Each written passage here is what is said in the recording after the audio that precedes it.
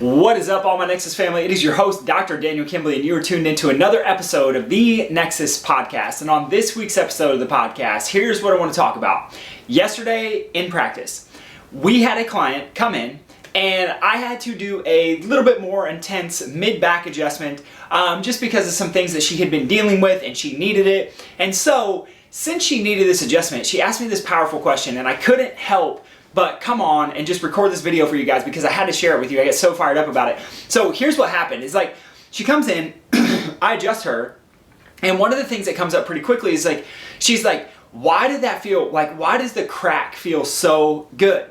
And this led to this long conversation and almost me rambling because I get super fired up about this stuff that we get to talk about inside of our office and the way that we do things and the way that we focus on the brain. But the thing that came up for me when she asked this question of like, why does it feel so good when there's the crack? Well, part of the reason is because we're getting movement of the joints of the spine. But there's another piece to it, is that our brains, they take in information from multiple sources. So there's pressure, there's sight, things that we see, there's things that we hear, there's things that we taste, there's things that we smell. Those are our senses, right? And that's how our brain makes sense of the world around us. And so when she asked me this question about popping her mid-back and why it felt so good compared to the gentle vibrations that we do, it was a simple explanation of like, hey, one, your body needed it, and two, it feels good, but a lot of times it feels good short term. And the reason that it feels good is partially because there's an auditory effect with it. So it's like a little hit of dopamine.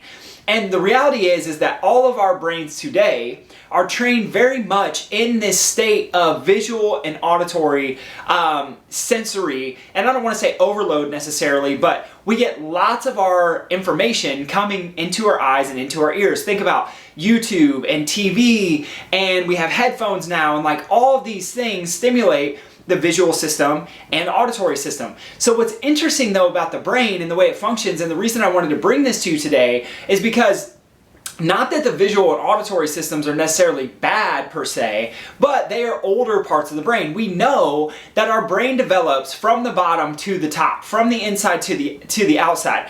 So if you think about like a Tootsie Pop is the example that I would use. We know that on the inside of the Tootsie Pop there is this Tootsie Roll, right? But on the outside there are layers of sugar and candy that become the lollipop. Well, the reality is our brain is developed very much in the same way. So the first thing is that Tootsie Roll, that inside part of the brain to develop, which is the brainstem. That brainstem is responsible for our safety, for our feelings of, wanting food, water, shelter, warmth. This is what babies are born in. They're born very much in a sympathetic state. They just need safety. They just need food. They just need shelter. They just need the warmth of mom. There's not much else that babies need beyond that. Now, as the brain starts to develop, and now we think about this and this becomes interesting, is the first developmental milestone is baby to actually lay on their tummy in tummy time and then lift their head off the ground. And then eventually, by 3 months, they should be able to prop themselves up on both forearms and then turn their head all the way to the left and all the way to the right. So what's interesting is that when we get movement of the neck, the eyes start to come online and we start to develop the visual system in a different way. So here's the reason I share this with you, is because we know that the brainstem is a fight or flight part of the brain. That develops first. Then the emotional part of the brain comes in. The emotional part of the brain, much more being temporal lobes, which is where our sound or our hearing is processed, and our eyes and our occipital lobe, but those are lower parts of the brain. So, they're under the cortex part of the brain. So the cortex is the top part of the brain, which would be the parietal lobes and the frontal lobe. And the reason I share this with you is because what happens is as we develop through every stage of life, we're either doing things to strengthen our frontal part of the brain, our top part of the brain, our cortex part of the brain, or we are doing things to weaken it. And when I had this conversation with this woman, what I explained to her is like, listen, it felt so good. You got this dopamine hit because you get these cracks. But the reality is a lot of times it's just that. And she knows as well as I do because we had a conversation about it. She's like, I used to love going to, before I started care with you guys, I used to love going to the Thai massage place. And one of the reasons I loved going to the Thai massage place is because when they would walk on my back, I would literally get this popping and cracking and this release, and it felt so good. And I asked her a simple question. I'm like, how long did it last? And the reality of the answer is like very, very short amount of time. Like it felt good in the moment, and then everything that she was feeling was already almost immediately back.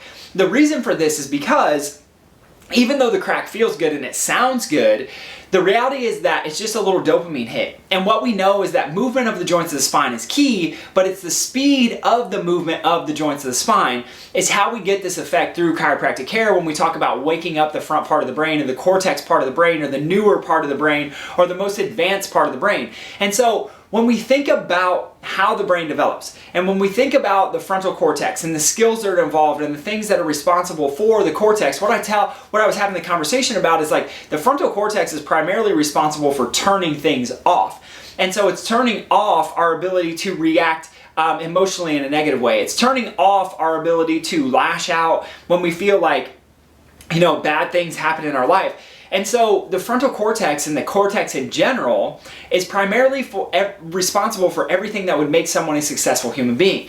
Grit, willpower, determination, curiosity, determining good versus bad and right versus wrong. It's our emotional part of the brain. It's our behavioral part of the brain. It's the part of the brain that is responsible for everything, our critical thinking, our short-term and long-term memory. Is like what makes us successful is that top part of the brain. And so the question becomes, is like, why do we adjust the way that we do inside of our office? And the answer is simple, like, why don't we do a lot of that popping, cracking? And the answer is because the way that we do it inside of our practice is more measurable. Like it's that simple. It's like if I'm having a good day or a bad day, or I have too much caffeine or not enough caffeine, I know that speed of the movement of the joints of the spine is what gets an effect to the front part of that top part or the most responsible part of your brain in the first place. The brain is literally a muscle. And so if you think of the brain like a muscle, then you know that you have to do certain things in order to strengthen it. Just like if you were going to strengthen your quads or your biceps or your shoulders, you have to go to the gym and lift weights or do things that are going to put a tax on that muscle in order for it to get stronger. And so your brain works the exact same way. So the question becomes like, why chiropractic care? Why are you talking about the cortex? Why are you talking about the lower parts of the brain? And the reality is this, is that movement of your spine strengthens your brain.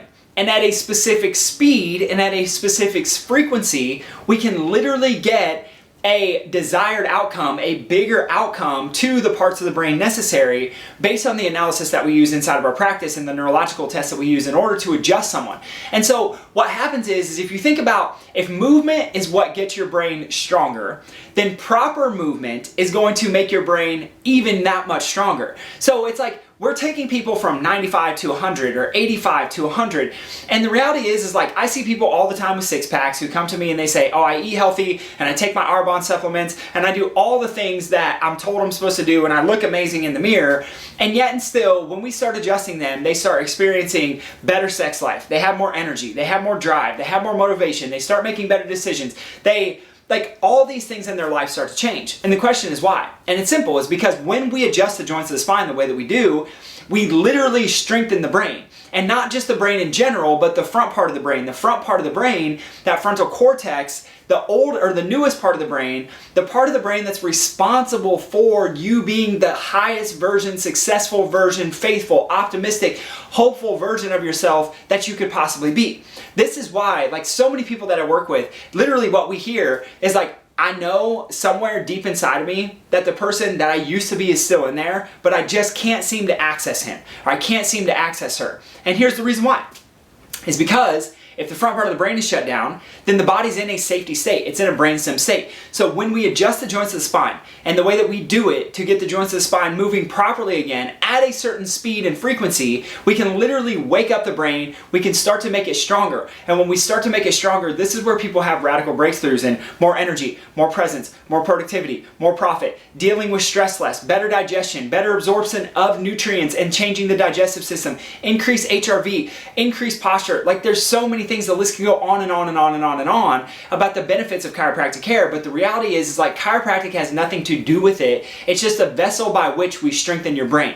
And so if you're looking for ways to strengthen your brain, the number one possible thing that you could do, yes, you can go to the gym, yes, you can walk, yes, you can meditate, you can do your daily journals, you can say your affirmations in the mirror, you can stare at the ocean, you can eat your healthy nutrients, you can do all the biohacking in the world, but if you don't have a healthy functioning nervous system, which is primarily stimulated and strengthened through proper movement of the joints of the spine, then you will always be functioning less than.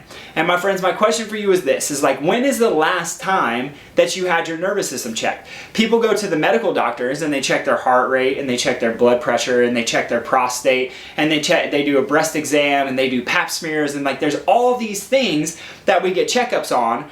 But there are a lot of people, unless you're inside of our office or chiropractors who practice like us, like people don't know to have their nervous system checked. And guess what? Here's the reality. Your brain, your nervous system is what connects you to life. Like literally without a brain, you cannot live life. And if your brain is functioning less than, then your life experience is going to be less than. And this is exactly what we check for. And this is exactly why we get the results that we do with clients inside of our office. People who are so on the fence and like so unhopeful of like, I'm just gonna have this neck thing forever. And it's completely, I didn't think about it for the first time ever in a weekend. And I'm just now realizing that today. It's like these things happen when we wake up the nervous system, because inside of every single one of us, there's the potential to express life full out at 100%, achieve every goal you want, achieve every desire you want, fulfill that promise that God has given to you inside of your life. And it starts with brain-based chiropractic care. My friends, that's all I have for you on this episode. If you got some value out of it, if you could do me one of two things: one, leave a rating; two, leave a review, and you know that I will come at you again next week. Peace.